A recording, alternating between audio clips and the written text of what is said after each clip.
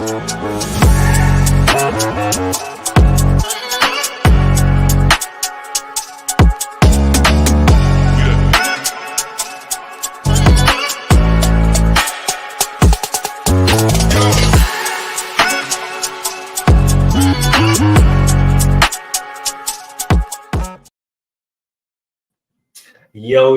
welcome back. I know y'all missed us last week, but work schedules was crazy. This is another episode of PVT, aka Player versus Team, and I'm back with my main guy, Steaming Willie Beeman. How we doing, big dog? I am here. How is everybody doing tonight? Opening night. Let's go. Opening night is right, my man. We got the Ravens and the Chiefs going on right now. It is currently halftime. And let's get everybody a good old score update. 10-3 at halftime. Chiefs are up. Can we get your opening? 13-10. 13-10. Sorry. Slightly dyslexic. Please excuse me. 13-10. Chiefs are up at halftime. Your boys everywhere to cut that touchdown pass from Patrick Mahomes. Can we get your opening thoughts about the game? Thoughts about the first half? It's gonna be a knockout drag out. Baltimore's really looking at this as a revenge game. Kansas City's really trying to get acclimated to their new receivers and in their pass and attack. My only call for pause with the Ravens, I don't trust that receiving core at all. Yeah, I know you got Zay. Yeah, I know you got Mark Andrews, but past that, you ain't got nobody.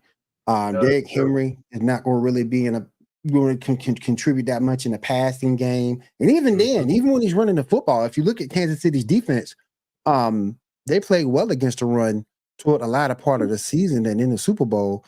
So I don't really look at Derrick Henry as that.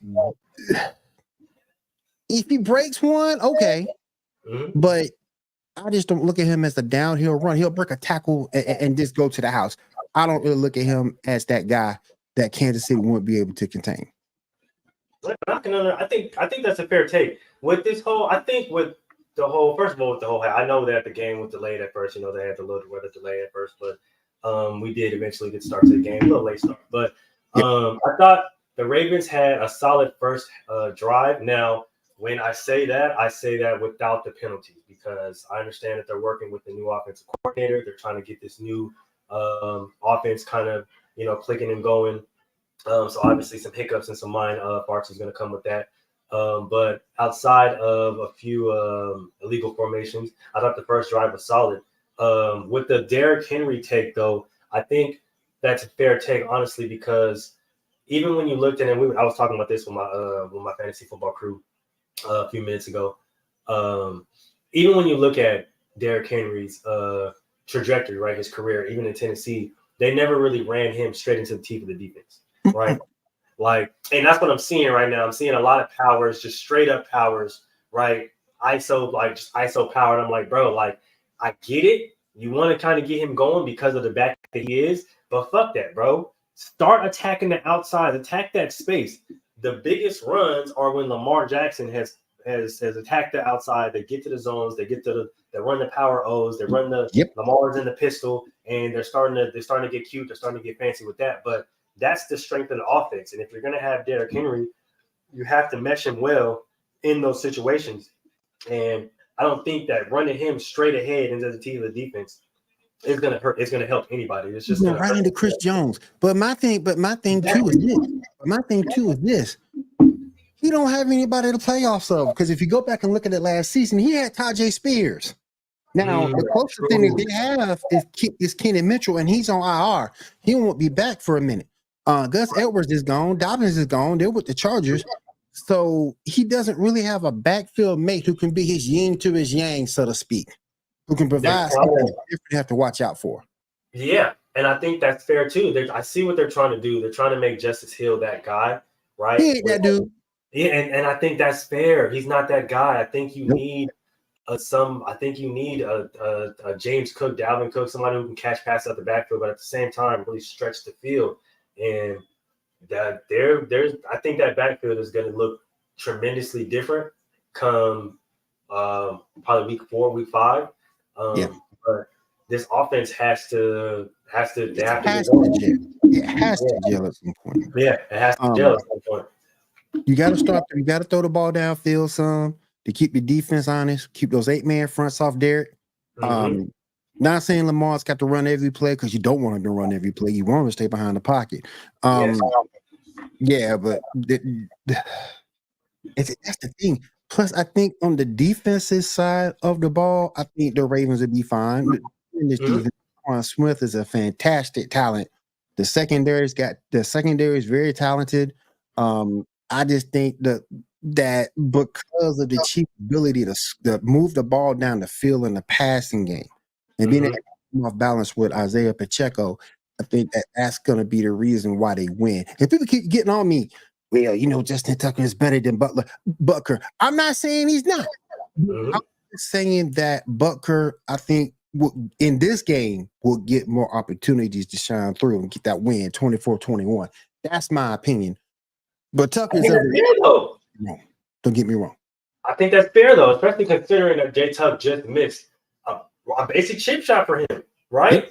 Yep. So I think that's a fair take, right? And then especially with all of the turmoil, with all of the attention that Buckner got, in the offseason with his comments and his speech and stuff like that, I think he definitely has something to prove because there's a lot of people coming at him, oh, you're just a kicker, you're not even that important, you're not that relevant, blah, blah, blah. But a lot of people don't understand that special teams, i.e. kickers, are very, very much relevant to the game of football. And it's can hit differently when you don't have a guy that can make PATs, that can make field goals, or that can even punt the ball and put it in the right position for your team to win. So I think with the Chiefs, obviously we know what you guys have, right? You got Patrick Mahomes, you got Travis Kelce. I think I will never forgive the league for letting them get yet another fast receiver in Xavier Worthy. That's Buffalo's fault. That was Buffalo's deal. Go back and look at they traded that pick. They traded picks. Yep. And it's like, I don't understand why Buffalo is helping Kansas City again. Because they could have had Keon Coleman and Xavier Worthy. Yep. And you went on and instead of getting Xavier Worthy, you decided to sign Curtis Samuel as a free agent. Curtis Samuel, yep. He's decent, but he doesn't provide you the same speed as Xavier Worthy does. Thank you. Not to mention, I don't really trust Curtis Samuel's health. Nope. He's always kind of banged up. So there's that now. Exactly. Mm-hmm. Thank you. Like there's always that factor. So I don't know. I just feel like with that, it's not. Again, y'all let the Chiefs run away again with yet another fast receiver. Yep. He's already made his mark in this game. And they still got Sky Moore on the roster. Mm-hmm. They still have a guy named Sky Moore on the roster. They still have a lot of guys that are relatively healthy, but just kind of dealing with some other things. Clyde Edwards-Helaire, he's healthy. He's just dealing with some mental problems right now. So once he gets back, that backfield is going to be even more solidified because they still got Pico. But just speaking about the defense, I know they lose Ladarius Sneed, but you still got Chris Jones. You still got Trent McDuffie. Yep. Their linebackers, George Karlaftis, that interior core is still really good. So that's the reason why I'm saying, like, you running into the teeth of their defense, running right into Chris Jones, running right into those big guys isn't going to do your offense nothing. And Spags is going to eat that up for dinner. Yeah. Like, that's a snack for Steve Spagnuolo. Yeah. You got to come if you're going to take it to the Chiefs. Yes. You got to come up with something different. You just can't come up with status quo. You saw what happened last season in the playoffs when the Ravens got away from running the football. We're gonna hit them with the passing attack. No, that's not your strength. That's not your strength. You need to be more creative. Keep them off balance. That's what you need to do. And I think that's where people started to go wrong at the end of the season. Is just thinking that because a few teams had made the Chiefs look susceptible to the pass that everybody can, but everybody doesn't have Jamar Chase and T. Higgins. No. Definitely the Ravens don't.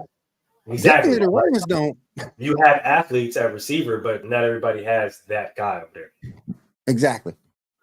So I think that ultimately comes and plays a difference when it comes to these games. But second half is about to start, so I guess we'll see how this game is going to ultimately finish. Until then, let's go ahead and talk some fantasy football. So, quick question: how many leagues are you in? Oh, I got about 20 leagues I'm in right now. There you go. There you go. You are not a real fantasy football player in 2024 if you are not in at least 10 plus leagues. It is what it is. I don't make the rules. My boy Willie, right here, to the left of me, to the right of me, whatever way y'all looking, it's 20 leagues. Okay. Me personally, I'm in 15 myself. Okay. We're not new to this. We are true to this. Okay. Mm-hmm. This is what we do. Some of these leagues are money leagues. Some of these leagues we just playing because we like to play fantasy football. Right. Like y'all got to understand. This is if football when football hits the airwaves, when football season is in the air, it's a different time. Okay? Oh yeah, for It's sure, a different time. All right. Now, I always ask this question when it comes to fantasy football. What is the worst first pick that you have seen in your years of fantasy football?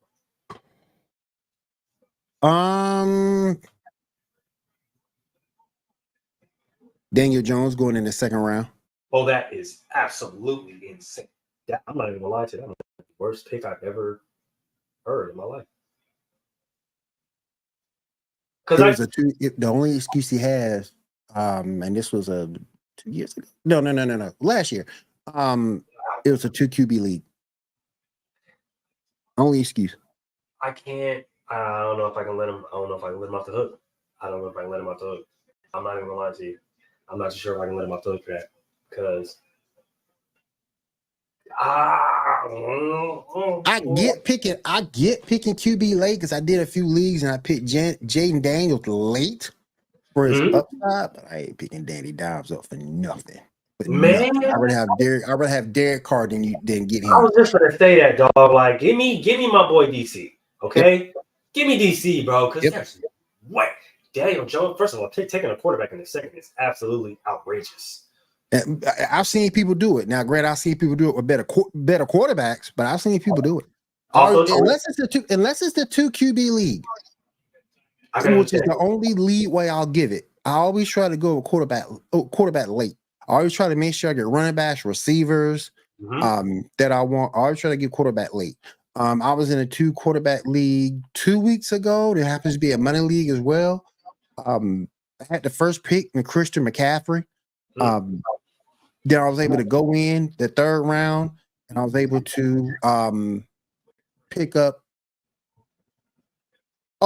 Chris Olave. And then I saw I didn't have a quarterback. The quarterback was just flying. So my third pick ended up being Jordan Love, and I would take that all day long. Then I paired him up with Kirk Cousins for number 2. Feel pretty good.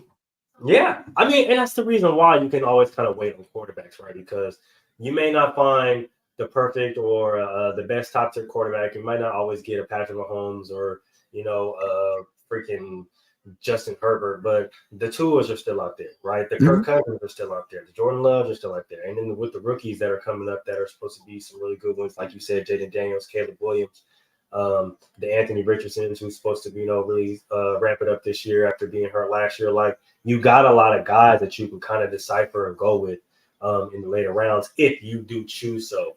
I think the most egregious pick that I've seen in the first round was Travis Kelce going first in 2021.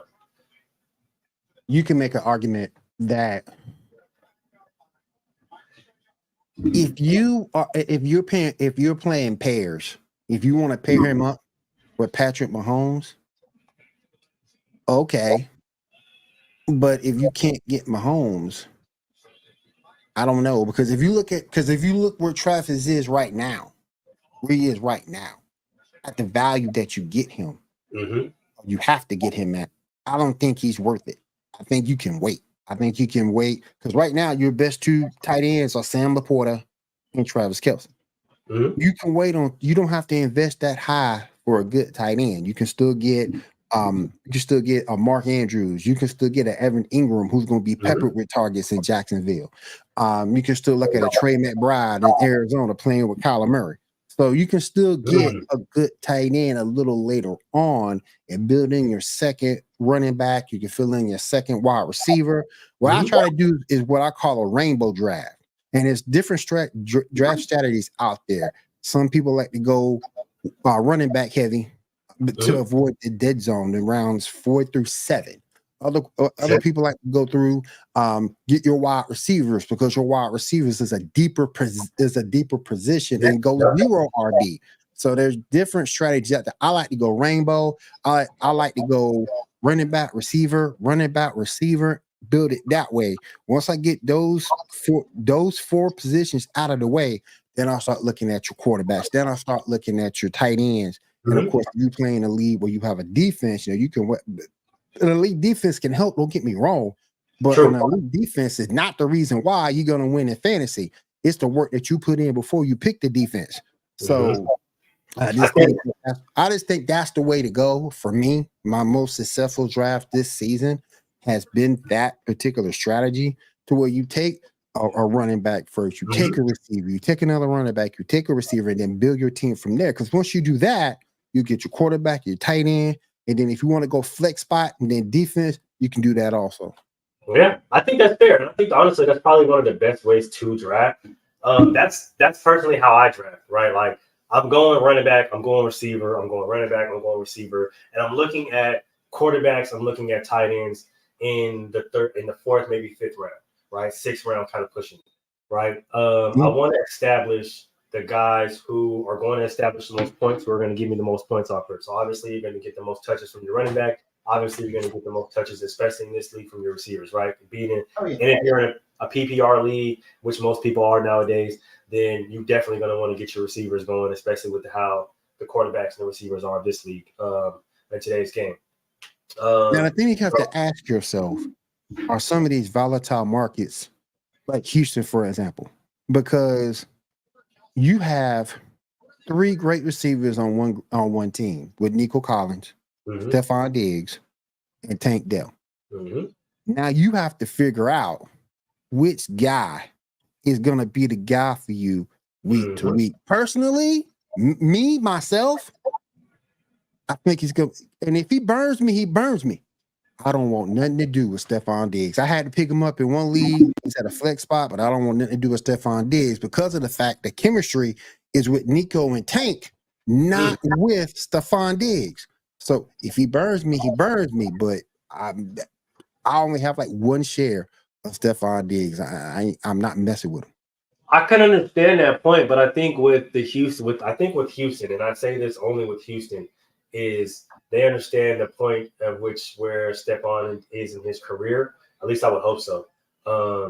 And I would think that she would, at least for me personally, what I would think going forward into the football season would be using Tank Dell as my obvious deep threat, using Nico as my intermediate threat, and using Stephon as my short game threat. Right, my quick game, anything short, I need to get him the ball really quickly. If I need a couple yards, if I need a first down, if it's 35 short yard situations, boom, Stephon will come to you, right?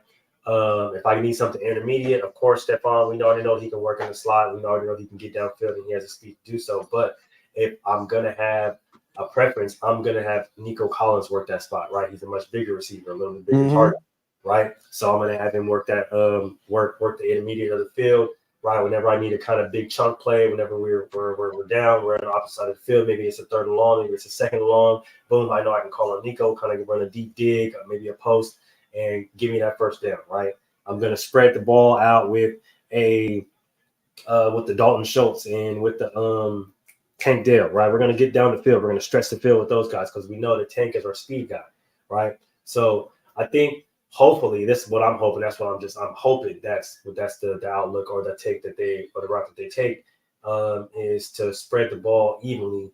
It kind of reminds me of when Drew Brees had all those receivers in New Orleans, right? You got your Michael Thomas, you got your Brandon Cooks, you got your, you know what I'm saying? You got all these different guys that can attack and that can help in different parts of the game or different parts of the field. So it's just using them accordingly and using them as you see fit. But at the same time, that's something that's going to help strengthen your team. But see, here's my issue. Here's my issue. Can you tell me on a weekly basis who's going to be the guy? And let's not forget, you mentioned, and I'm going to tell you a name you didn't mention. Don't forget, you still got Joe Mixon in the backfield. Mm-hmm. And then you got Dalton Schultz, who you mentioned earlier, who can command targets in the short game.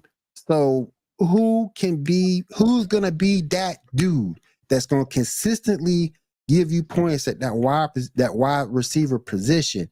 And to me, it's Nico, Tank, then Stephon. If Diggs, like I say, if he burns me, he burns me. But I just think that the rapport that Stroud has with Nico, the rapport he has with Tank Diggs, I think that's going to be the most important factor. I think that's fair. And you can make an argument. You can make an argument that if you look at Diggs from the end of last season, so he's on the decline. I'm not gonna lie to you. I said the same thing, and I understand. I understand his comments. Right? He said he was depressed. He was, he wasn't feeling Buffalo anymore. I get it. Right? We're all human. We all go through some things. Right? And we all maybe need to change the scenery to kind of wake us up and get us out of that proverbial hole. Right?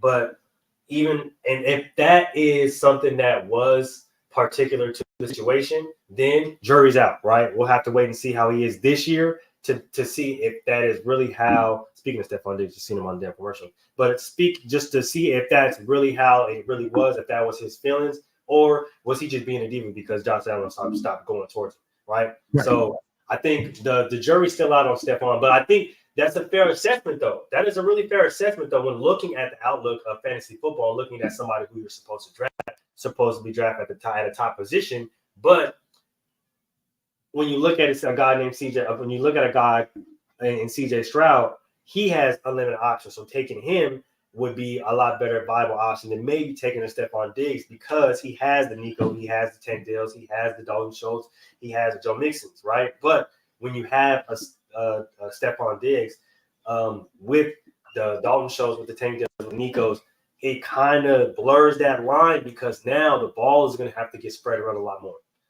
I understand this too. Another thing about it, and I'm not trying to say don't draft CJ Stroud. I will never ever say that. CJ is an incredible quarterback. But the one thing that concerns me with CJ, which is why I always look at somebody like a Jalen Hurts, why I look at somebody like a Jaden Daniels, why I look at somebody like a Lamar Jackson, CJ doesn't have the rushing ability that those guys do. That's important in fantasy. And when you look at the quarterback's upside, can he produce rushing the football? Can he produce there for you in that regard? And CJ doesn't really rush the football like I think he can. He's more of a behind the pocket passer, which is fine, but he doesn't give you that rushing upside that Daniels. He doesn't give you that rushing upside that Jalen or Anthony Richardson gives you. Now, if you go back and you look at it, hell, he don't even give you the rushing upside Patrick Mahomes gives you. So that's my only concern with CJ. I mean, that's a fair assessment, though. I mean, because a lot of the times, because of how Ohio State is and how they're structured, their quarterbacks play very single-centered, right? They like to use the gun and like to operate the gun. So I think that's a really fair assessment of CJ because even in college, we never really seen him take the opportunity to use his legs. But in the league, when he did take the opportunity to use his legs and slide safely, as most quarterbacks should, or all quarterbacks should, you've seen that his outlook of his game looked a lot better. So I definitely do think that you're absolutely right in that assessment. That is something that he has to add to his game. I think that with that being the knock on him coming out of college, him adding that to his game is going to take it to another dynamic. But as far as fantasy football goes, that's a fair assessment because points matter, right? Like yardage matters. It's not what the quarterback just does with his arm, but what he does with his legs, with his legs and his feet as well. And that brings me to another good point because a lot of people were talking about Dak Prescott and his value on third down. He was the most efficient third down quarterback rushing wise last year at damn near 80%. So look at that and look at the outlook and understanding how he had CeeDee Lamb that had over 150 receptions last year, understanding that he still has a top tight end, understanding that he still has some weapons that he can capitalize and utilize on. Not to mention that he's a third down one of the best third down running quarterbacks in the league, if not the best, right? Yep. Even beating numbers outside of Patrick Mahomes and Lamar Jackson. He would be a high commodity in a late round pick, maybe a 6th or 7th round pick that you want to get a quarterback that's not one of those top tier quarterbacks we were talking about earlier. That you I got Dak in a few leagues. Mm-hmm. And see, exactly, because it just moves smarter because now you understand the outlook of your team, how you can capitalize, especially in games to where, okay, well, I know it's third down and I know I need a really big play right here because I'm down by 23 points or I'm down by 2 points. And I know Dak is probably going to give me this 2 points with his feet because he needs a first down. And in this league, quarterbacks getting first downs is like an extra, extra 0.3 points, extra 2 points, whatever, however people like to, map out the scoring. Because I know personally in my league, if a quarterback, if it's third and long, fourth and long, whatever the case may be, and the quarterback gets the first down, then you get 0.5 extra for that. But if it was a rushing down, or if it was a rushing play, then you get that 0.5 and you get another 0.5 because it was a rushing play instead of a passing play. So, like, depending on how the numbers break down, that can really be a really big steal in the later rounds because you understand that Dak is one of the top guys on a third down conversion. And that's very important too. I'm glad you brought that up because that's very important to know what your league's scoring is set up to be. That can dictate your draft too. Very much so. Very much so. Very much so. I had a guy in my league tell me that he took the Jets defense in the 5th round because of the rules or the scoring settings that I had, and specifically in my league. And in my league, defenses aren't, the regular kind of run amok defenses to where you just kind of pick a defense and you just kind of rock with it. Nah, like it goes into it. You know what I'm saying? Like defense, they're going to get extra points for sacks. They're going to get extra points for turnovers. They're going to get a little extra points for 3 and out, stuff like that. So like you just picking the defense isn't going to, just be, I'm just going to run with this defense so I can kind of wait here. Like in my league, I can confidently say, like, as soon as the first defense came off the board, they started dropping like flies. Oh yeah. They were flying off the shelf. So that's a really good point. Really understanding the scoring dynamics of your league and understanding how specific players can help you in specific moments and help you portray you to a win because that can be really big. I'm not gonna lie to you. We got the game back. Third quarter, 11 minutes, 28 seconds to go. Chiefs are winning 10 or 20-10. Yep. Ravens are now driving their 30-yard line, moving forward. That's tough. I'm not gonna lie to you. This offense is looking. I see the vision that they're going with, but I think it's going to take a lot of work to gel. They're going to. It'll be all right by season's end, but yeah, definitely. Yeah, I think be right by season's end. It'll definitely look a lot better towards season's end, but I think first game jitters kind of pairing that with the new offense is kind of tough for them right now. But worst fantasy lineups that you can think going into opening day. Worst fantasy lineup that I've seen? Mm-hmm. Oh, goodness. Hold on. Because I think I actually have one that I can bring up. I'm not going to bring up the name or the person. Oh, most definitely. But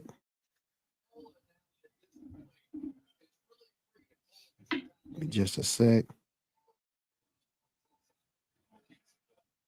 Yeah, I got one right here. So, this dude is a Houston Texans fan through and freaking through. Some of this stuff I don't get. Okay, he picked CJ Stroud as your quarterback. That's fine. I've never been a Josh Jacobs guy, and not he has his man as his first running back. My thing with Josh Jacobs, you're going to the Packers. The Packers use running back by committee consistently. So that's going to cut down on your touches. Okay. Then he went with Devin Singletary. Look here, I ain't gonna say here in front. Devin Singletary, he is consistent. My issue with Devin Singletary, he doesn't produce touchdowns. He gets you down the field. I think he has a 4 or 5 yards per game at rushing yards per game average, but he doesn't score. He doesn't get in the end zone. You saw that last year with the Texans. He picked up Tank Dell as his number 2. I don't think he's going to see the production as a number 2 to get you there. He got Pickle Nicole, that's fine. He picked up Travis Kelce, that's fine. He picked up the Bengals defense. Goodness gracious. And we all know the Bengals defense is like a walking turnstile. I mean, that's a heart attack waiting to happen. Yeah. I'd rather have the Lions defense than the Bengals defense. At least the Lions defense is getting better at least the Lions defense, at least their secondary is getting better. Yeah, exactly. That's I would not take I'm definitely not. I'm staying anywhere away from the Bengals defense. I promise that, because there's no way. Way away from that defense. I ain't messing with it. That's a crazy lineup. And you know what? That's crazy. It's crazy that you say that, because the one thing that always kind of peeves me when it comes to fantasy football, team drafters. Why would you draft specific to your team? Don't ever do that. That is never, ever a good idea. It should be either the strategy you're going with, or if you're in the late round draft, the best player on the board. Literally. That's if you're going with a particular strategy. If you've gone by that strategy, got all your starters and everything like that, you can go with the best athlete on the board. Then you look at somebody on your bench like a Brian Robertson, who may be the goal line back with the Commanders. I don't trust Austin Eckler for nothing. You may want to look at somebody like a Tyler Algier. So if somebody pick a Bijan, so somebody pick a Bijan, you go get his backup, and that's even more of a commodity in your back pocket that you could possibly use for a trade if Robinson gets hurt. So it all depends on your strategy. And if you've met your strategy, then definitely go for the next person, the next best player on the board. Yeah, I think that's fair. I hate team drafters. I hate guys who are going to go in and just take the people from their team, and it's like, it's not smart. Plus, they don't help you at all on bye weeks. Yeah, they don't. It fucks you all the way up in bye weeks. I can see maybe 1 or 2 guys. If you want to do Jalen Hurts and AJ Brown, okay, got no problem with that. If you want to do Jalen Hurts and Saquon Barkley, I did that in one league. Okay, cool. Yep. But I'm not gonna get all the Philadelphia Eagles. Yeah, it just doesn't make any sense. That's kind of just shooting yourself in the foot. I remember last year I had a guy who took let me get this number correct. He took 5 running backs before he took anything. He had he had all the best running backs in the league. It's an old strategy. That's hero RB. It's an old strategy where you get the 3 best running backs. That way you avoid that running back dead zone, because other positions are deeper. It's to me, that strategy is outdated, because the wide receiver position, that position has increased in value. It has. So, it's so much more deeper. Right. So you have to give some credence to that. And teams, to me, that have been more successful win more when you give credence to that. 2 receivers, 2 running backs, and then you work it from there. I mean, that's true. And I think with that, he basically said that he was using it as trade commodity, even though nobody traded with him at the end of the day. He was upset about it. But we were like, hey, you're the one who took 5 running backs. Not me. Not me. You know, like, shoot, it was just like, yeah, nah. We're not gonna break with you down, dog. Like, that's out. And he, people think it's like in the cahoots and stuff like that, but it's like, nah, you decided that you wanted to do that, and you put it out there that you're gonna use for a trade commodity later. So, hey, don't be mad if people don't want to trade for you. People, stick with their teams. And then you also got your hidden gems out there. You know, you got somebody like your Javante Williams you could pick up late. You got somebody at the wide receivers and Deontay Johnson. You could pick him up late. I love Jalen Warren. I made sure I got all shares of Jalen Warren as much as I can because I think once he gets over this hamstring injury, he's really going to be good. I think he's a solid back. I'm not gonna lie to you. I like him a lot. I hate Najee, and people tell me I'm so wrong for the Najee hate. I can't stand it. I just don't like. I don't like Najee in Pittsburgh. No. I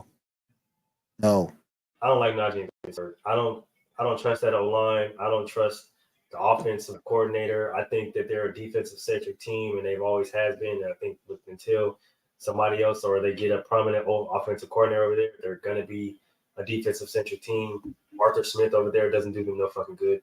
Because even with Bijan, what the fuck did you do? So I don't think you're gonna really do anything with Najee. I think Najee would thrive in a program like Tennessee, right? Mm-hmm. That can really work with his strengths. Because just knowing the guy, seeing him grow up, seeing him play in these leagues, seeing him play in high school. He's a local kid. He's from out here in California, out here in the Bay Area. Went to Antioch High School. So seeing him grow up, seeing him in little leagues, seeing him in Pop Warner, having little conversations with him, sidebar conversations with him, and stuff like that. He's a real down to earth dude, really cool dude. Doesn't really expect the spotlight. Doesn't really like the spotlight at all. Hates to do interviews and shit like that. Like he's not one of the guys that's going to be that's going to try to be flashy in the spotlight. He's a homebody. You know what I'm saying? Right. He just likes to play football. So I just think that with a guy like him, them trying to put, after seeing what he did at Alabama, obviously, but them trying to put too much on a young player and expecting him to kind of carry the load when you got to get them help, right? So I like Najee. I just don't like him in Pittsburgh. Like I said, know him personally, so I just wish to see him. Hopefully, to see him in another offense or in a better offense. Like I said, I don't trust Arthur Smith in that in the slightest at all. But I think when it comes to late picks, right? I think a guy like a Najee Harris can be or somebody viable. Main reason being is looking at the outlook of that Pittsburgh offense. Obviously, you don't necessarily trust Justin Fields yet. You want to be able to use Russ in specific situations. You should be able to use Russ in every situation, but you can't. You can't. So, which also hurts George Pickens. Mm-hmm. I was going to say, and that's the thing. It's going to hurt. It hurts the receiver core because now you have George Pickens, you have a Pratt Freiermuth, but who else you got? Yep. So I think when you take a look at Najee, looking at how he did accumulate 1,000 yards last year, right? He did start to come alive in some big games as of late last year in the season. He would be kind of like a late round steal, just looking at the outlook, the offensive outlook of the Steelers and how they would proceed going forward. Arthur Smith is going to use the heck out of that running game. Yes. And like I say, I only got one share of George Pickens in all my leagues because I'm just concerned. I feel that. I understand that a lot. I'm just concerned. You've always been the guy who can make that acrobatic catch, but we need you to make the move into that next level and be more consistent and move into being a top 15 receiver. And I don't know if we see that this year.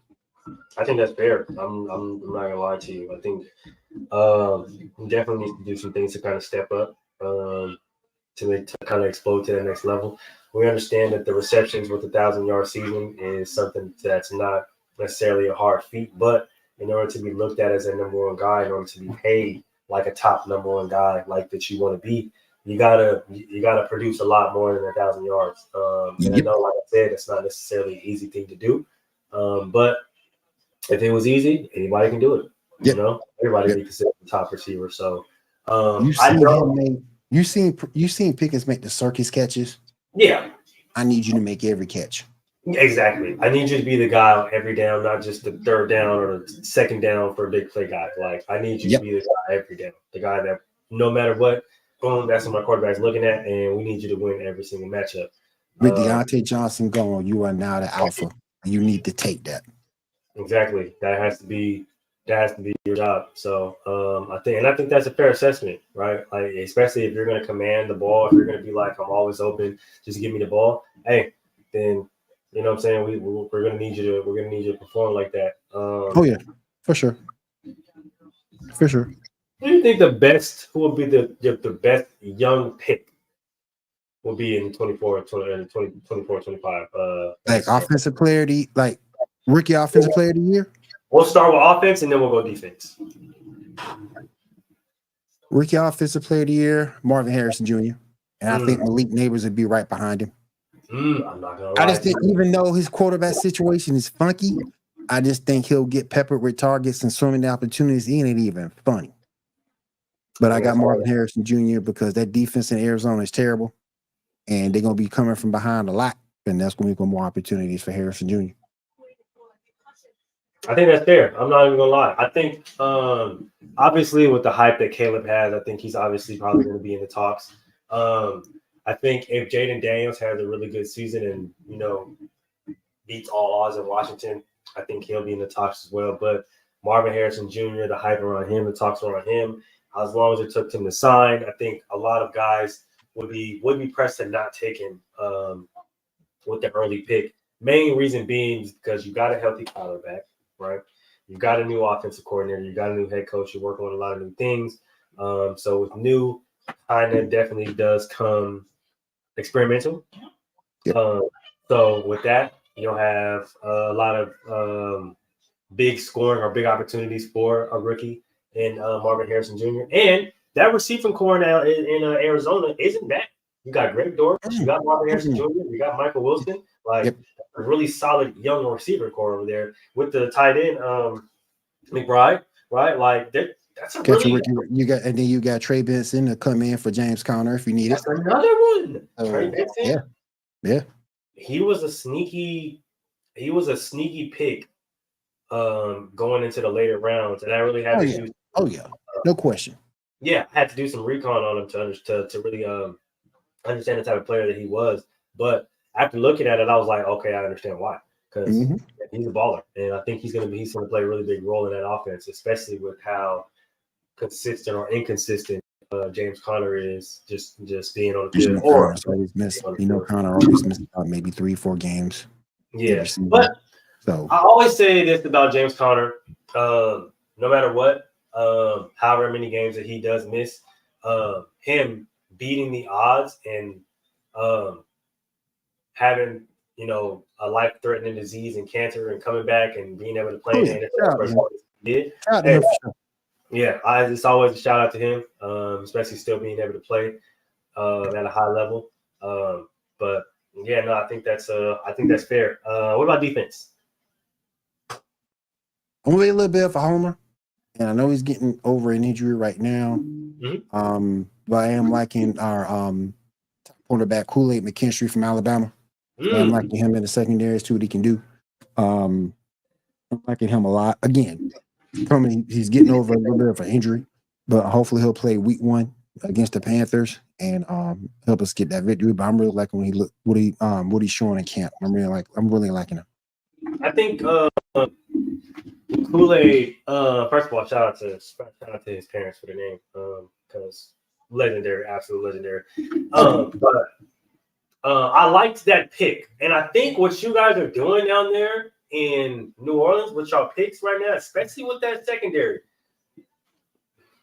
I'm not going to sit here and say that y'all got the best secondary in the league, but y'all might want to fucking watch out, bro. It's shaping up, and it's young, and the secondary core is young. We used to be old, but the secondary core is getting younger. Paulson Adebo, young. Kool-Aid McKinstry, young. And then you add a couple of free agents who can help him out, and linebackers like Willie Gay. I didn't know that y'all added Rajon Wright from Oregon State. Yeah. Bro, that is so fucking terrifying. It's crazy. Because he was making plays. I was like, bro, who is this? Who the fucking number 28. And I'm looking at it, and I'm like, okay, last name right. And then I got to thinking, I'm like, what the hell happened to Rajon, bro? You feel me? Like, I gotta look at. I said, no motherfucking way. They doing some stuff, man. Hey, They still got a whole bunch of stuff to work out with the offensive line. Offensive line is terrible. True. They still got to work that out. But I like that defense, man. I'm not gonna lie to you. I like the defense. I just got to thinking about. I'm like, they got a solid look. Nigga, wait a minute. Cam, I said, Brando. I think in the middle. They're gonna have to get younger on the end because Cam Jordan's kind of getting old in the tooth. He's getting up there. Same with DeMario, but I think if they can replace those guys with some high quality picks, either draft picks or free agent fines, whichever one they choose to do it, I think they'll that defense can continue to rock and roll. Defensively, they'll be solid. Offensively is where we shit the bed, and it's the runner. Our shot, we didn't go after Juju. We so desperate for receiver help, but because if you look at Chris Olave, you look at Rashid Shaheed, there ain't nobody else on the roster to really be scared of. Yeah, unfortunately. Bud Means, the rookie, no. I like A.T. Perry and what A.T. Perry can possibly do, but we'll have to see what they do for that third receiver. And of course, Derek Carr. Derek Carr is going to have to. He sort of kind of came on at the end of last season. Not so much the beginning. He's going to have to piece that together all year in order to help the Saints get the playoff. They ain't winning the division. I think the Falcons win the division, but in order to make the playoffs, Derek Carr is going to have to step it up. I think that's true, and that's a fair assessment. That's the most honest assessment that somebody would give for his team. But like I said, I like what they're doing over there on the defensive side of the ball. They're starting younger. They realize the fact that they do need to get younger, especially on the DB side, and they're doing that.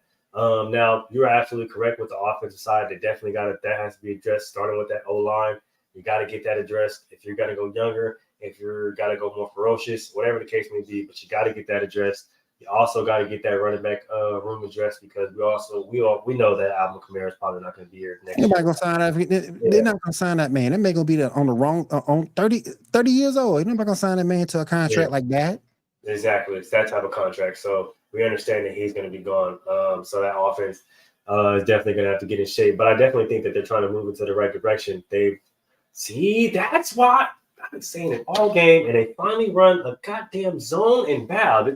Derrick Henry gets the most fucking yards he got all game. Didn't listen to what There you go. Yep. I do think that the Saints are on the right track. You got your young quarterback, Spencer Rattler. You got your young receivers. Once you fix that O-line and get that running back room straight, I think that back and forth competition between the Saints and the Falcons is going to be that defining moment in that division going forward. But even just looking at it, the outlook, the Saints will probably be a sneaky good defensive pickup going late. And one thing that kind of shocked me was the lack of attention that the Falcons were getting defensively. I thought they would be one of the first defenses or a higher ranking defense after the signings that they did prior to preseason starting. Yeah. No, they were still down there low in the rankings. I understand that preseason rankings are going off the previous season, but I thought that with the signings that the Falcons had, especially with the signings that the Houston had, that both those teams will be ranked a lot higher as far as defensive scoring in a lot more fantasy leagues. But every league I looked in, both teams were relatively low. So that was kind of interesting to me. Just looking at that, especially just considering how all of the additions that both defenses made. Even the Bears, right? The Bears defense was ranked really low as well. So going forward, I don't think that the defenses that people think that are going to be the top defenses are going to remain at the top, and I don't think the defenses that people think are at the bottom are going to remain at the bottom. Only thing that made me mad that the Saints did during the draft, I think they took Spencer around too high. I would have preferred him to go around 6 because if you look at that particular draft, Jeremiah Trotter Jr. got picked after him. I would have loved to see Jeremiah Trotter in a Saints uniform. That would have been beautiful. That would have been beautiful. But it is what it is. Spencer's a great talent. He seems his attitude seems to be on track, so we'll see what they do. I will say this though, Dennis Allen, he don't get it done this year, he gone. Yeah, I think that's He true. gone. I think that's true. That's a fair assessment. I always said that Dennis Allen might. He's not a good head coach. He's a really good coordinator, and I think he needs to stick at doing that. But Yep. I never thought he was a good head coach. It's just coming from a Raider fan, somebody who he's coached for multiple years, and it wasn't good. So we've already seen that dynamic. We've seen that marriage between Dennis Allen and Derek Carr before, right? It doesn't work. Mhm. You got to get it out of there. But even with a young quarterback in Spencer Rattler, and I've always said this, right, when it came to Spencer Rattler, I love the way he plays, love his game. Mhm. I think he throws a really good ball. I think he's really a solid in accuracy, solid in arm strength, right? I think he knows how to command a team as a quarterback should. I just think, me personally, after watching him on, the show QB1, after understanding why he left the game or why he left the team that he left and ultimately ended up at South Carolina, it's the mentality, right? Right. If I can see him mature as a professional quarterback should mature, then hey, my mind has changed. But that's the only thing that I ever knocked Spencer Rattler for was his mentality, because I felt like he was just a little immature to play the game, especially at a high level. Right. But if by the middle of the season Derek Carr gets hurt, because we understand he's getting a lot older, right? He's going through shoulder injuries, right? He's broke his leg before, so we understand how things work in football.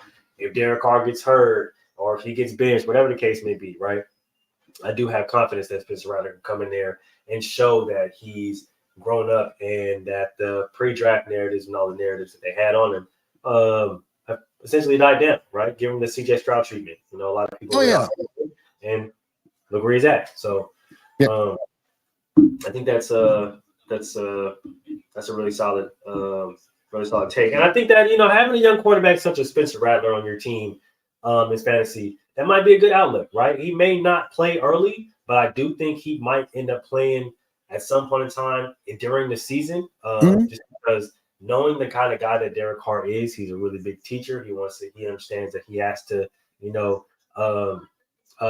pass the torch on to the proverbial young guys. And from what I've been reading in camp, what I've been hearing in camp, he's been really enthusiastic with the young guys, Jake Hayner, Spencer Rattler, teaching them everything that he knows, kind of teaching them the tricks and everything. He told both of them, once you guys get there, once you guys get in the game, get to the ear covers like I get, what I'm saying? I'm with my guy, what I'm saying? He'll get you guys the ear covers so you guys don't have to, be covering your ears. You guys can hear everything clear and perfect. What to watch, what to see here, protections to call, stuff like that. And then that's one of the things that I've always liked about Derek Carr, the person, is that he's never shied away from competition, and he's always gonna. I'll give him that. He will compete. I will give him that. Yeah, no, he definitely is gonna compete, and may the best man win. He won't be salty about it, but I think that's a big thing for him, is being able to teach the young guys, because he wasn't able to do that necessarily in Vegas / Oakland. So that can be a really big steal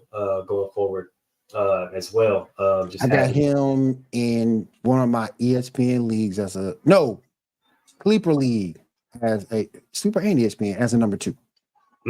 That's fair. I got him in a Yahoo league as a number 2, and I'm gonna actually probably end up picking him up in my sleeper league as a number 2, just because I always kind of do mid-season kind of shift and everything once bye started hit and pile up.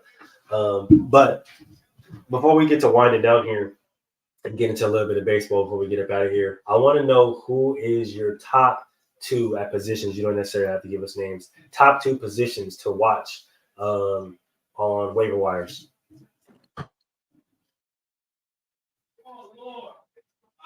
Because the position is so volatile, I think you have to really look at the running back each week to see who's available and who's not. Also look at your receiver position, because these 2 are your 2 most skilled positions. I saw somebody the other day release Jordan Addison from Marvin Mims. Now, I'm not going to sit here and say Marvin Mims is a bad receiver, but he's second, third year. He's a second, third year guy playing with Bo Nix. And Bo Nix is looking good, but I don't know. but I like Jordan Addison because while Sam Donald's not the best QB in the world, there's no Hawkinson there. There's no tight end that can impede him from getting receptions and opportunities to score right now. So I'm trying to pick him off the whale while I'm giving up Darnell Mooney, who I think is nothing but just a fly pattern, get open, catch a long pass. He's trying to revive his career in Atlanta from what happened to him with Chicago. But I'm liking Jordan Addison a lot, and hopefully I can pick him up in that league because I think he gives you a little bit more value than both Mims and Darnell Mooney. I think that's fair. I'm always kind of. It just depends, man. I always kind of watch tight ends and running backs on the waiver wire. I know receivers, they come really, really deep. So it depends on who's dropping who's releasing who. My only issue with tight end that we're looking at for that, it's a crapshoot once you get past like maybe 8 to 10 dudes. Yeah. It's like a crapshoot. Yeah. That's the only problem you run into. But I think running backs is a good one too, because you also run into a lot of quote unquote unknown guys that try to get thrown into the balance when a main guy is hurt, right? Like when we got last year when Nick Chubb was hurt, Deontay Johnson or whatever the hell his name is. Jerome Ford. Yeah, thank you. Jerome Ford came on the scene, was played at a high level, right? Like you got the guys that, people may not hear about, right? You got the Rashawn Johnsons, that was a rookie last year. He came on strong for Chicago. So I think a lot of these guys that a lot of people don't necessarily pay attention to are really, really good pickups towards the waiver wires, especially running backs. Just the way how running backs are treated now. It's like you just throw one in there. As long as they understand the blocking scheme, as long as they understand where to run, hey, we're ready to go. So I think that's fair.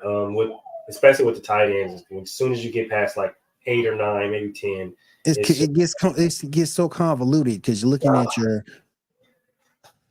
to me, because of the way he's targeted, I think you're looking at somebody day 2 on the waiver wire, somebody like a Juwan Johnson for the Saints. You might want to look at somebody. Taysom Hill for the Saints is another guy, particularly what his destination could be quarterback, could be tight end, could be both. I think he's both in sleeper. He is. He's labeled as both in sleeper.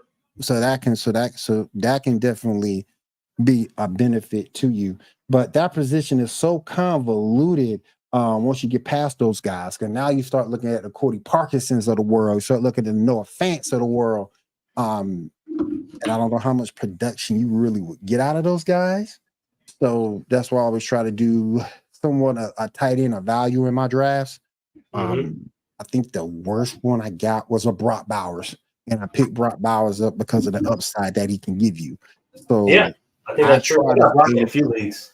Yeah, I try to stay that level and above. I like Evan Ingram because, again, he might not be the target hog he was last year because Jacksonville's injuries, but I think he'll still bring in a bunch of targets and opportunities to you from that tight end spot. So guys like that is who I look at.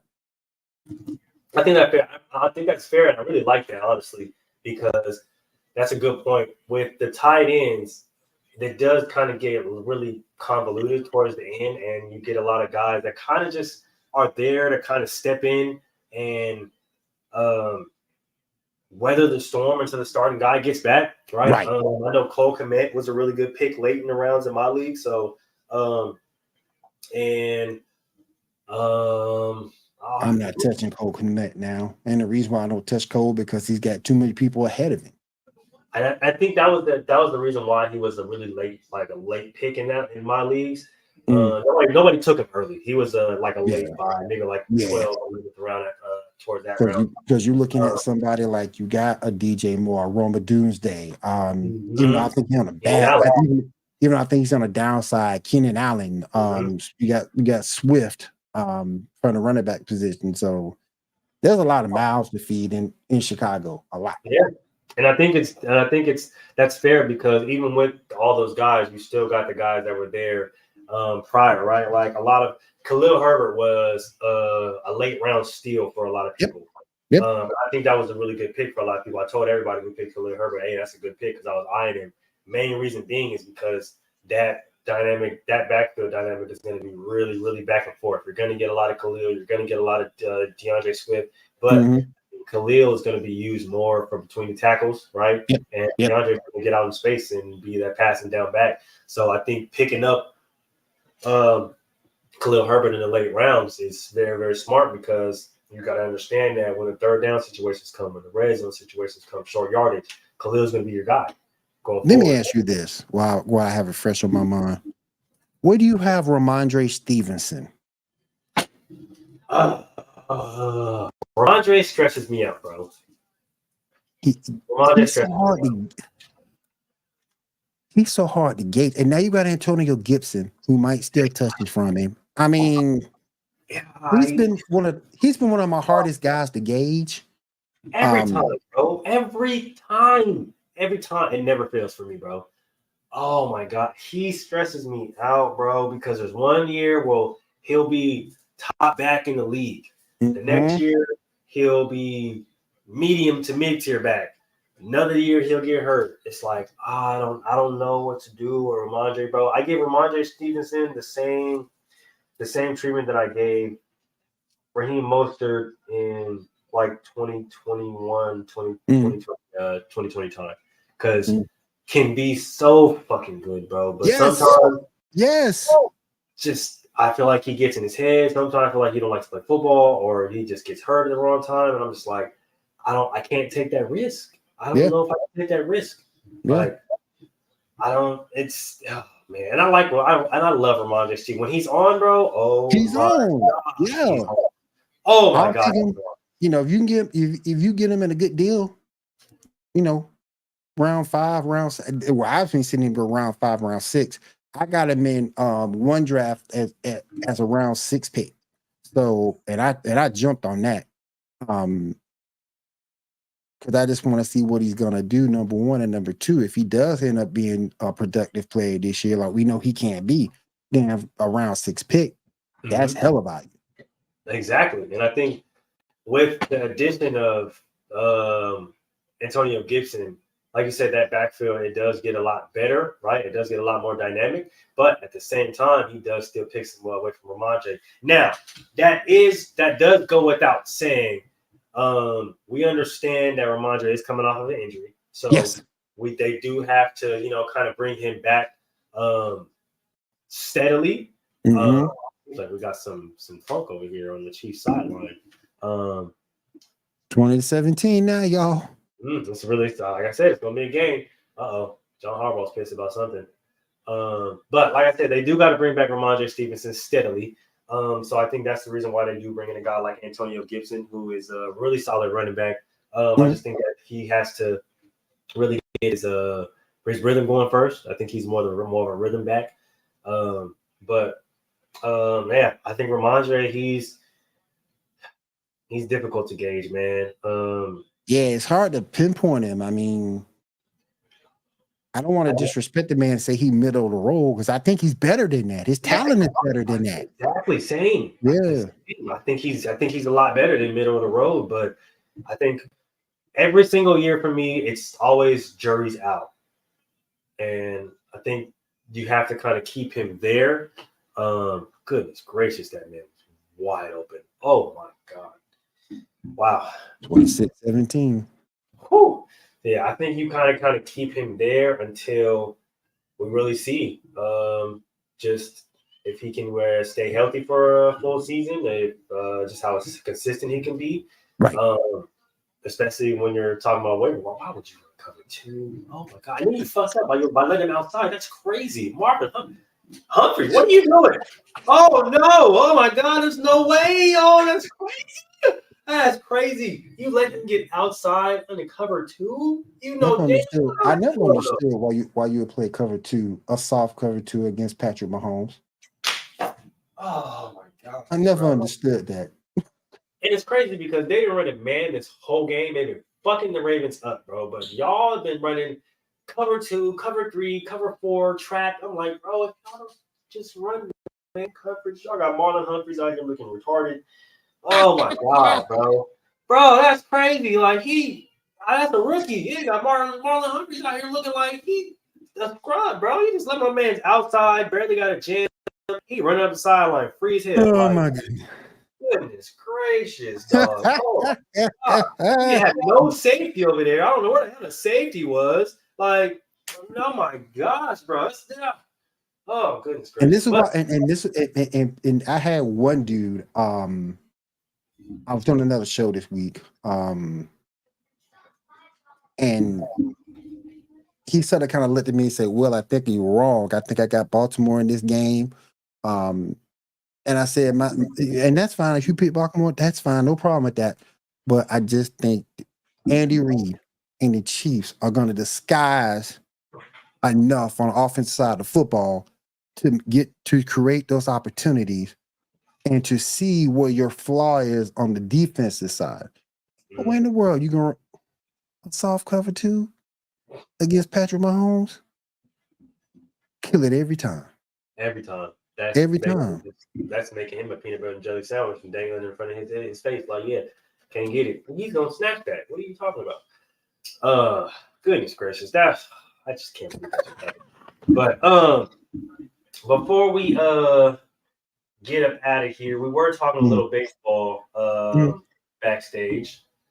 What are your thoughts on playoffs going forward? Right now. First of all, I want to say this real quick before we get into that. The commission needs to step in with this White Sox stuff.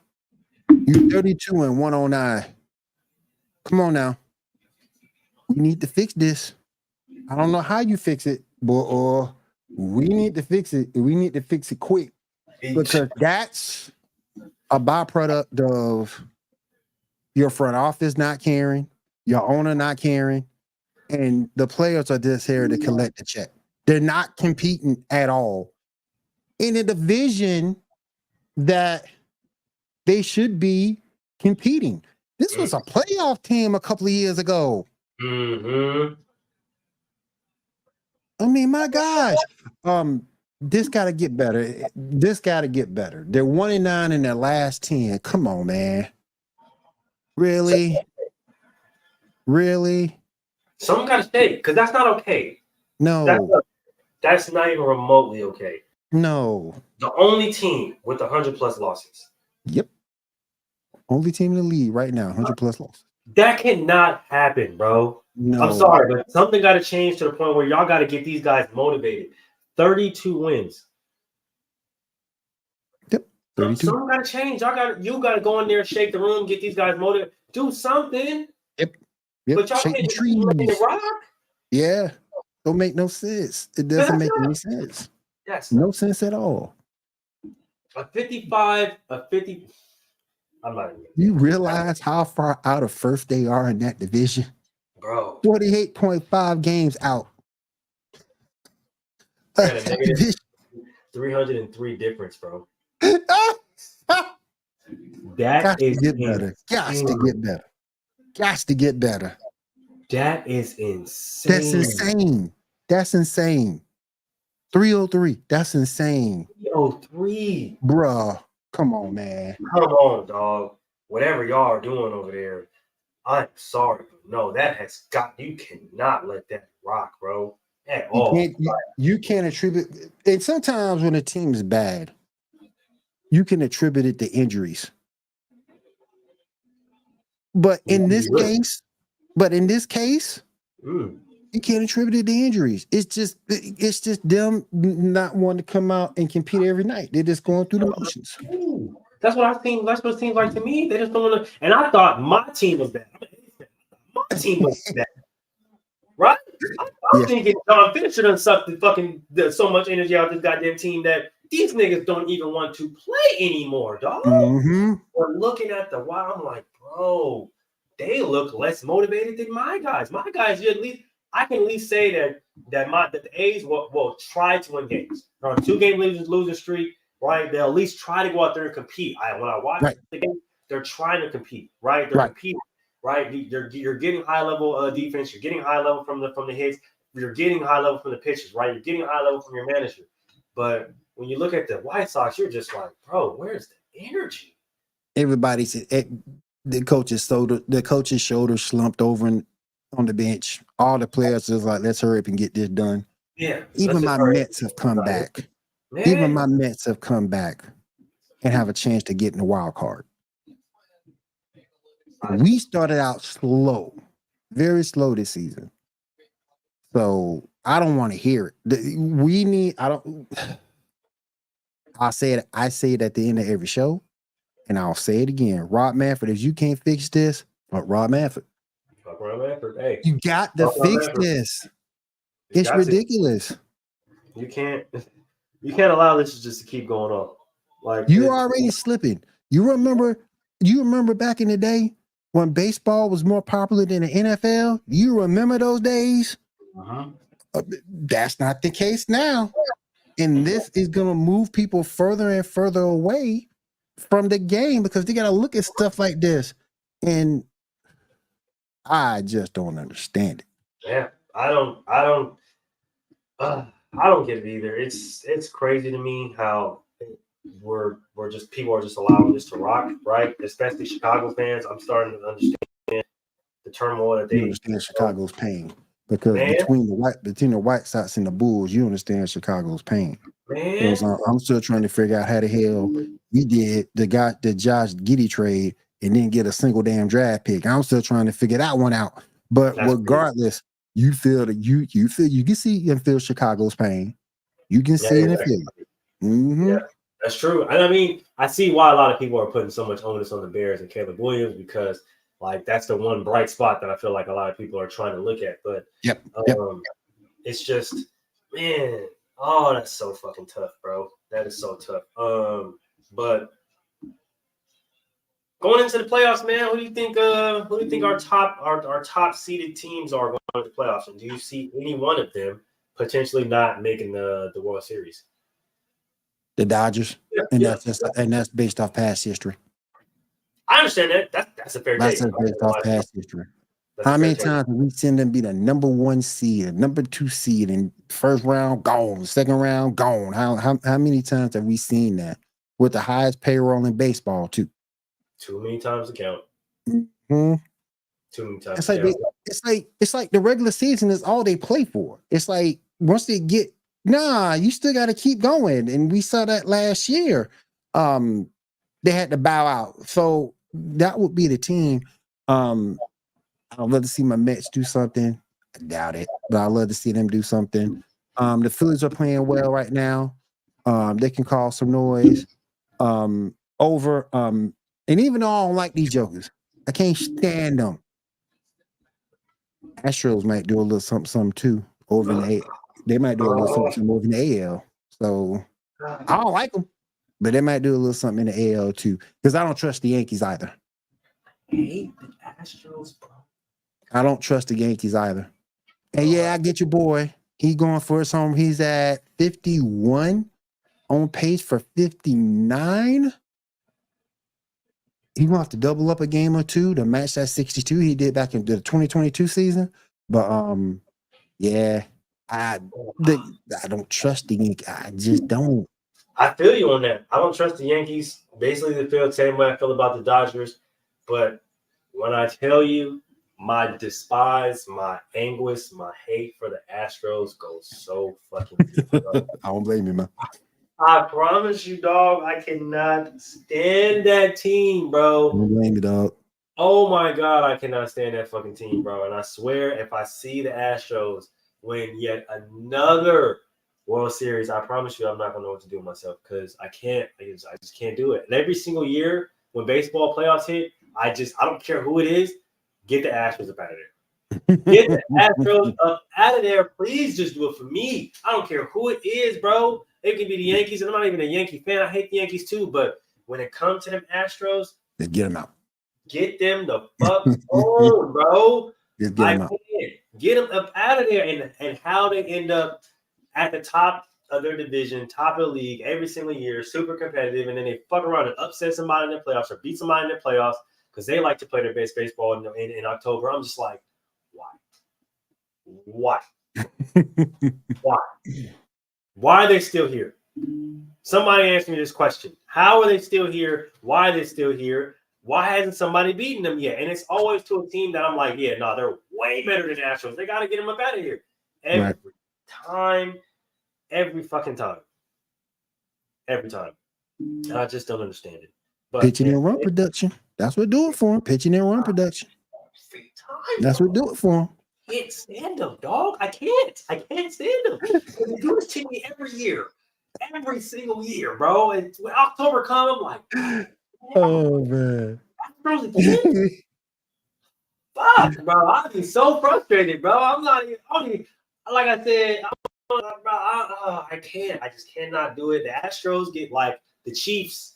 They get that treatment when it comes to that. If I can put it in football terms, okay? Because I can't stand them. I just like the way the Astros are built. I think the Astros are built better than the Orioles and the Guardians. So I just like the way they're built in that AL.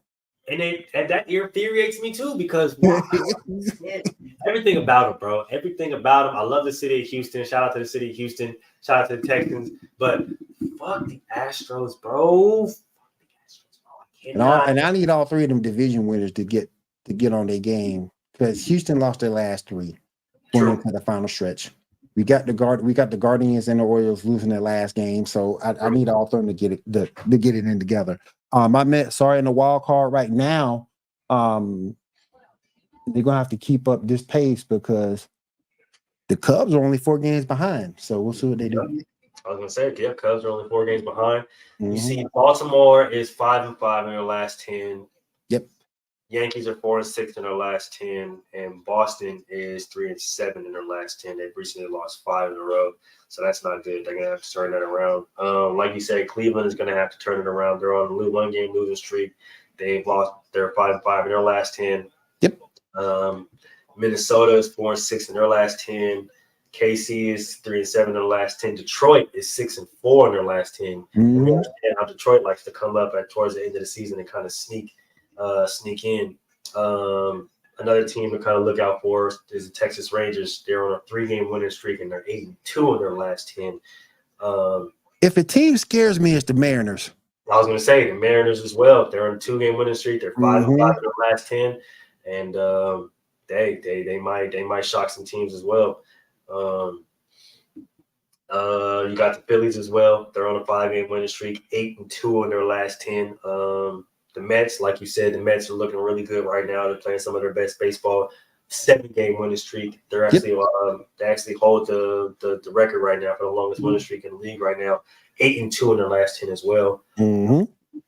Atlanta is 6-4 in their last 10, and then Washington tops out that division at 4-6 at their last 10. Miami's already been eliminated from the playoffs. You got the Brewers, which are 6-4 in their last 10. Chicago 7-3 in their last 10. St. Louis 6-4 in their last 10. Cincinnati 5-5 in their last 10, and Pittsburgh 4-6 in their last 10. That one's probably going to shape up to be a really solid race towards the end of the season. The last in the NL West, the Dodgers are 7-3 in the last 10. San Diego 6-4 in the last 10. Arizona 4-6 in the last 10, and the Giants are 3-7 in their last 10. So just coming down up as September starts to wind down and we get towards October. A lot of teams are going to be playing their best baseball, trying to sneak into the playoffs, trying to get those wild card spots because we know October is going to be rocking. It's going to be crazy, and I know a lot of people are excited for it. But quick before we get our last thoughts and get up out of here, early World Series matchup.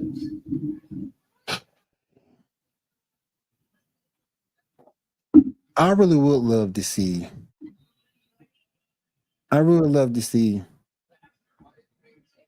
So bring the Subway Series back. Mets Yankees. I don't think it's gonna happen, but I would love to really see that happen. I really love to see that. Bring that back. We got it about what? A decade or two ago. Bring that Subway Series back. I don't think it happens, but because I think the Yankees I think both teams get bounced. But yeah, I would love to see that again if we can make that happen. Honestly, I like that. I like that a lot. Two of the biggest teams, or two of the two biggest teams in New York, with two of the biggest fan bases in New York, right? I know a lot of people like throw the Jets around there, but when it comes to Mets fans and when it comes to Yankee fans, there is no bigger rivalry, there is no bigger beef. So I think that'll definitely be entertaining. As far as for me, I'm gonna go with the two biggest markets, right? I want to see the two biggest markets finally do something, meet in the motherfucking World Series and see who's better.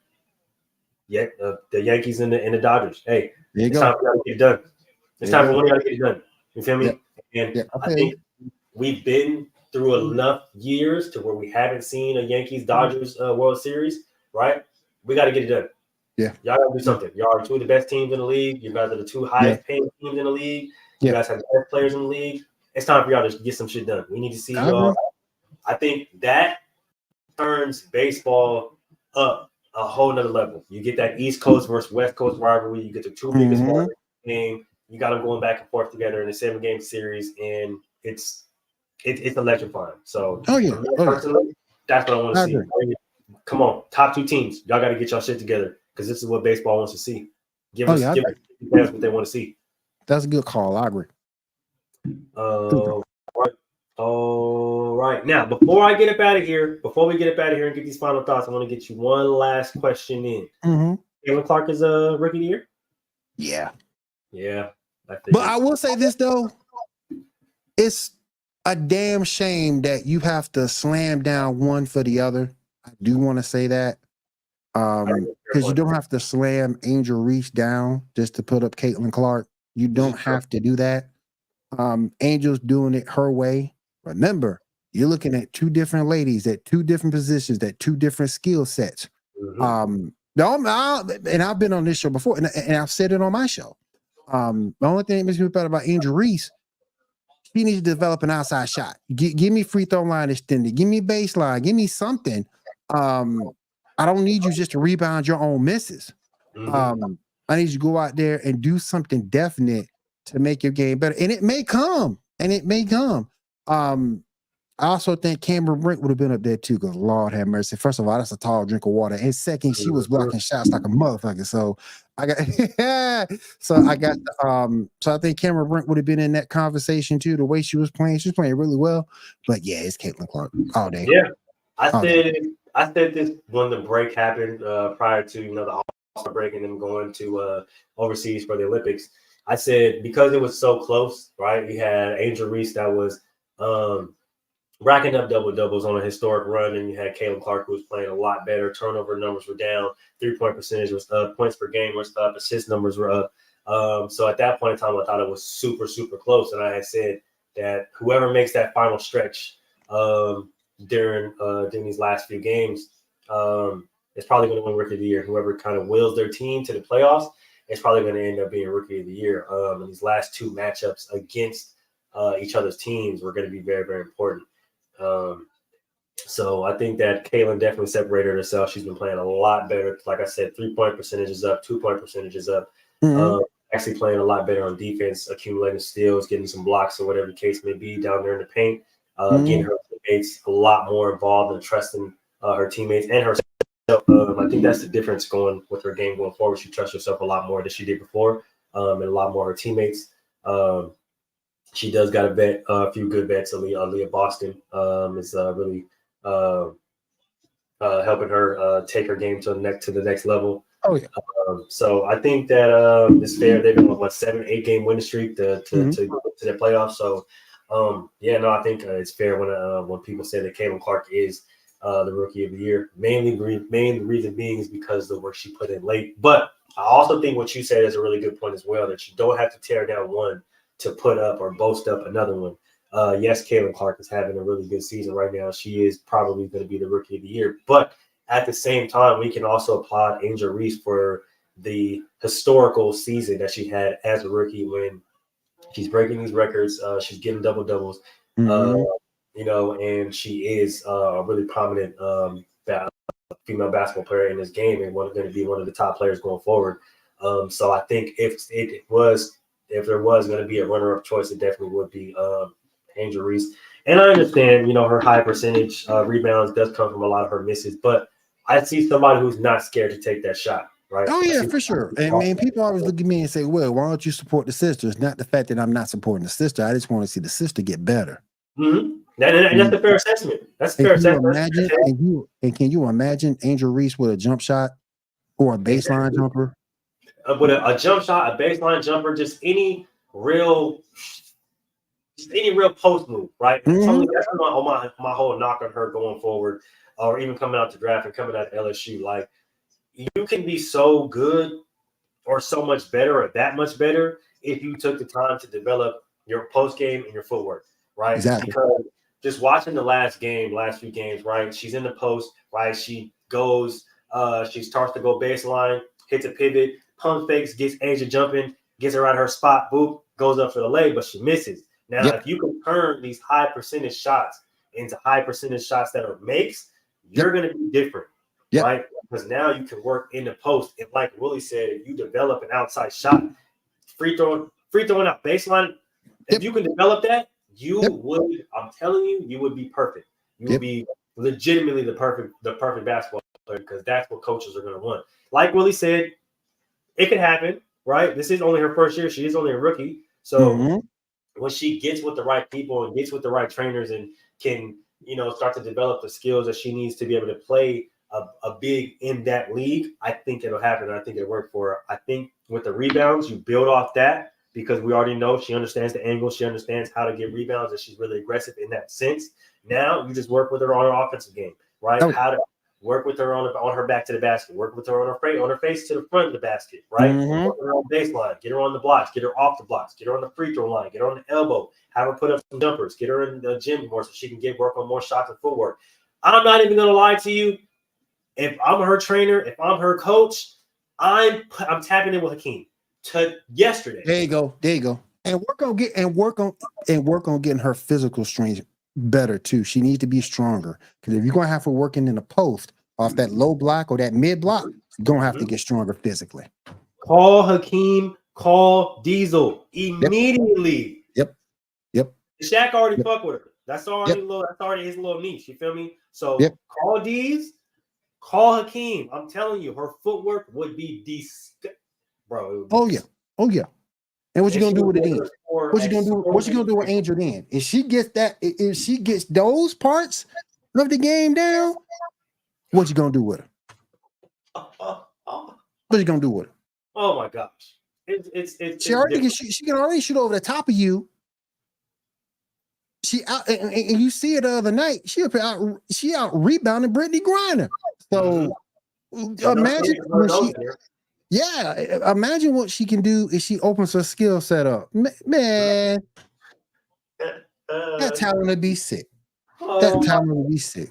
Through the damn roof, man. Through the damn roof. But that is the conclusion of our show. Willie, final thoughts? For Rob Manfred, as I always say. Definitely check us out on the Sports Report podcast on Facebook, YouTube, and Twitch. Monday nights at 10 p.m. Myself, Seven, Ando, and we talking about the NFL. Get you caught up on MLB. And we also gonna start talking some NBA stuff. And who knows? You might get some pro wrestling talk this week with my man Big Tone. So we'll see how that goes. So definitely check us out. Also check out my geek show, the Geek Gauntlet podcast. That's also on Facebook, YouTube, and Twitch. We talk about gaming, talk about anime, talk about comics. Chip me out over there, and that's on Saturday nights at 10 p.m. Eastern. We have a lot of fun. I got a bigger crew over there, so definitely check us out. Yeah, I'm not even gonna lie to you. If you haven't looked at the Sports Report, if you haven't checked out the Geek Gauntlet podcast, you're missing out, because my boy Willie is coming with some crazy angles, especially when it comes to the Geek Gauntlet podcast. I know a lot of the comics, the animes, the cartoons and stuff have gotten really popular as of late. So if you definitely want to tap into that, video games as well, all things geek, gaming, nerd, whatever the case may be, make sure you tap into that Geek on the podcast. He has a really special thing going on, or a really special crew, and they really get into depth and really have some fun over there. Yes, sir. Whether you're on the panel or in the comments, man, they keep it really entertaining. Yes, sir. Been there before, trust me, it gets really fun. So make sure you guys go tap into my boy Willie with all his works over there. We got the Inside the Huddle podcast tomorrow, 7 p.m. Western time, 10 p.m. Eastern. So if you guys are up right before you guys are out, you know what I'm saying, go out and do your ratchet activities and get drunk. Come on, pop in. We'll be talking about the game a little bit and the games going forward. Monday, basket to basket. You already know what it is. Me, Troy, Boo-Wop. DJ Micah B should be back. His schedule should be reconciled. Wednesday, back again with Gentlemen's Talk. So make sure everybody taps in with that. And then we're back here again on Thursday, PBT. Y'all can see me and my boy Will, just like always, man. So make sure you guys tap in with that. And we will see you guys next week. Happy opening day. Girl, you right.